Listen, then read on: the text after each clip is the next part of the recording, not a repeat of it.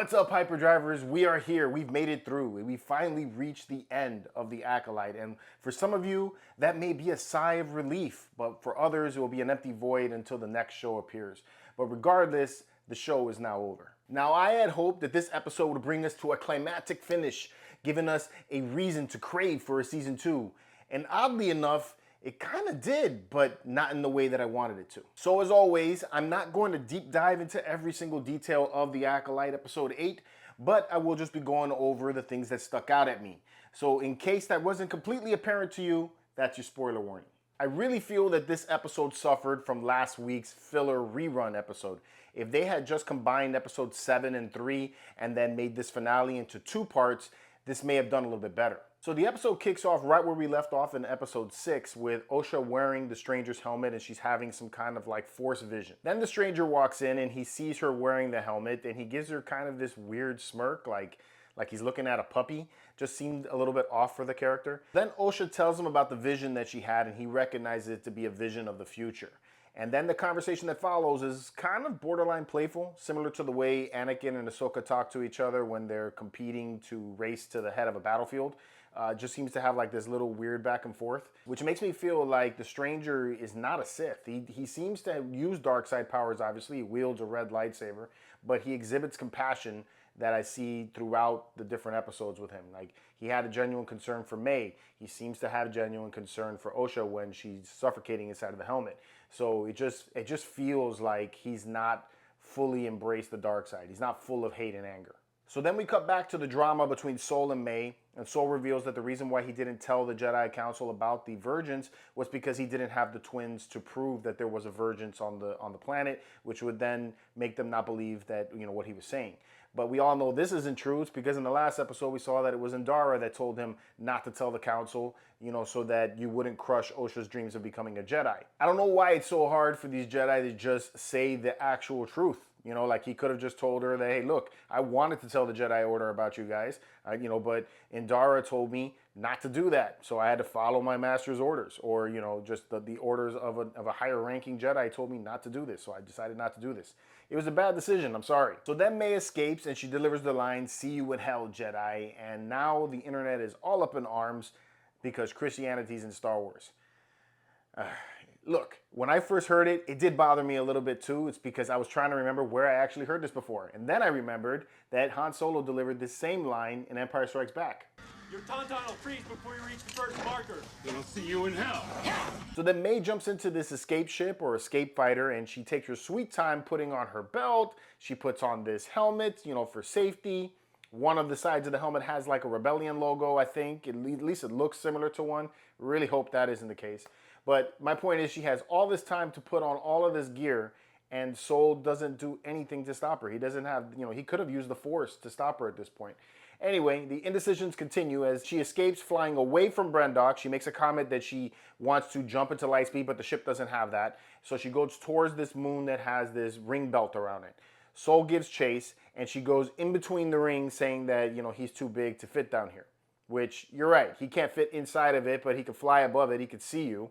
So it's not like you're really hidden. But anyway, he starts to put on his targeting system, which makes me think he's going to shoot her down. And I think he would have if it wasn't for the Jedi hamster that damaged the ship a little bit, which then caused the ship to go into this roll. And then all of a sudden, they're crash landing on Brendok, which makes no sense. It's because they were flying away from the planet before, and now all of a sudden they're flying towards the planet. So I don't know how that works. So they crash land on the planet, and then we cut back to Coruscant where we see Master Venestra with the Senator. And this part here actually delivered some of the best dialogue for this episode, in my opinion. If it really wasn't for Venestra's robotic way of acting, I think it would have been even better. But I really liked the Senator's words and what he was saying. He makes the comment that the Jedi are trying to control the uncontrollable. And I love how the Jedi is so removed from their emotions, or so suppressing of their emotions, that she believes that he's talking about the Force when he's really talking about emotions. And how the suppression of that could eventually build up and then cause anybody to snap. They're trying to project this outwardly appearance of goodness and self-righteousness when they themselves are suppressing the one natural thing of every life being, which is their emotions. I also like that he states that when someone snaps, it'll be impossible to stop him. He specifically says him. And I think that's kind of cool because it maybe foreshadows the whole thing that happens with Anakin later down the road. I also like that he mocks her at the end with that, saying, "May the Force be with you," instead of "good luck," which I think was pretty cool. This conversation, like I said, I felt was the best part, the best dialogue of this entire episode, and it would have been even better if Sol had actually turned to the dark side in this episode. I think that would have just made a whole nice tie to this end, but unfortunately, that doesn't happen. So then we cut back to Act 2, which, I don't know, it looks like Act 2 anyway, but we get the confirmation that we see that Osha and the Stranger are leaving towards Brendok, and then we get the cameo that we all have been waiting for this entire show. I wanted this to be about this character, Darth Plagueis. This was awesome to see. You know, I definitely am not gonna admit, when I saw it, I jumped out of my seat. I was like, oh, look. You know, I was like, this was cool. But it just leaves me with questions. I don't like that this is all that we got. That all we got was this little glimpse of him, this little, blink. If you blink, you miss him type of moment. And it just leaves me with questions. Is the Stranger working for Plagueis? Or is Plagueis just watching over them and he's not even aware that he's there? Just having this little cameo like this was such a tease. And something I've been complaining about with this show the entire season is that we have no connective tissue to the prequels. And Plagueis is the connective tissue that we would need for this to work very well. And all we get is this little glimpse moment. We cut back to Brendok and things play out really, really fast. Sol is already hunting down May. Osha and the Stranger arrive almost immediately. And then we get the final fight between Sol and the Stranger. And that was badass. That's one thing I could say about this show, is that the battles and the choreography and the lightsaber fights in this show are the best that we have seen since the prequels. I have enjoyed every single fight in every episode, and this one did not disappoint in the least.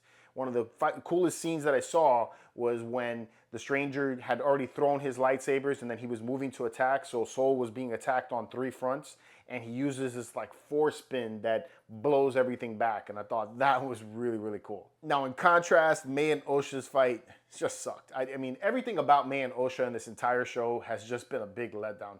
There has been nothing about the way the acting has been delivered, the storyline about these characters that has made me care about them enough that now we're getting to the end and we're finding all this information out about them, and there's nothing that has left me feeling for these characters. So, their battle there at the end just fell flat, just like everything else. Now, the final strike that Sol delivers onto the Stranger, for a moment, let me believe that he had killed the Stranger. I thought we were going to have another of those moments like when Obi-Wan killed Darth Maul, on Tatooine, that he just did that strike, and it was kind of like that samurai strike pass, that's kind of cool. But he didn't. All he did was just damage the emitter on the lightsaber. And this left some contradictions, especially what happens to Sol's lightsaber in just a few moments. First, we see the Stranger looking at his lightsaber, and he sees that his emitter is damaged. You can actually see the crystal protruding from it, and he throws the lightsaber away. The lightsaber comes apart in 2 parts. You have that little sword. I don't know why he just didn't use that. Next, we see May jump in. She disarms Sol pretty easily, and then she makes this comment that she doesn't want to kill Sol anymore, that now she wants to turn him into the Jedi, which makes no sense. I mean, if that's what you wanted to do all along, why didn't you just say that in the ship instead of going into this chase and crash landing on the planet? Just none of that makes any sense why she decided to do that. So anyway, she throws the lightsaber, and then we see that the lightsaber gets cracked. It damages the front part of the emitter, and then you can see that the crystal is exposed, and it's actually protruding through the lightsaber hilt from the top section. Now, this is going to be a little bit of nerding out, so bear with me. If anybody knows anything a little bit about lightsaber components, which you could just do a quick Wikipedia search on lightsaber components, and it'll tell you all of the different parts and what they actually do. If the lightsaber emitter is damaged in that kind of way that you could see the crystal, or if the crystal is protruding from the lightsaber hilt in the way that it is showing, there would be no way for this lightsaber to get reactivated. I'm like, if it could be reactivated, it would be completely erratic. It might explode on the user, or in any case, it just probably wouldn't turn on. So it doesn't really make sense that you could see the crystal like that. But I get the reasoning why they show it, so they can show the whole bleeding of the crystal in a few moments. Then Sol tells May that she and Osha were created by the Force, and this is nothing new. I don't think that it damages Anakin's legacy in any kind of way, but it needed to be said in front of the Stranger so that he could then tell Plagueis. All right, so then May gets Sol to finally admit that he killed her mother in front of Osha, and then Osha gets super pissed off. She starts walking down, asks if it's true. She starts to force choke Sol, and Sol drops to his knees, Thought that was kind of strange, especially since May doesn't really have that much training. And in the process of force choking him, she's also bleeding the crystal at the same time. Now, for those of you who don't know the process of bleeding a lightsaber crystal, this is something relatively new that was introduced. Prior to the last 10 years, the red kyber crystal was a synthetic crystal that was formed by the Sith, and that's what they used to fight with. About a little under 10 years ago, 2017, I think is around the time that they introduced the idea of bleeding the crystals. I could be wrong about that, but the comic that I'm referring to is this Darth Vader comic in which Palpatine tells Vader that he has to go and hunt down this Jedi, kill him, take his lightsaber, and then bleed the crystal, and that's the process of doing it. Vader has a very difficult time in bleeding the crystal. It's not something that is just easily done or is done, without thinking. In the show, they show that she is capable of bleeding this crystal at the very same time that she's choking Soul. So she's killing this guy. She has his lightsaber. She didn't necessarily disarm him. So she took the lightsaber. It was May that disarmed him. But then again, May and Soul are the same person, so I guess that could work. But anyway, she bleeds the crystal at the same time unknowingly.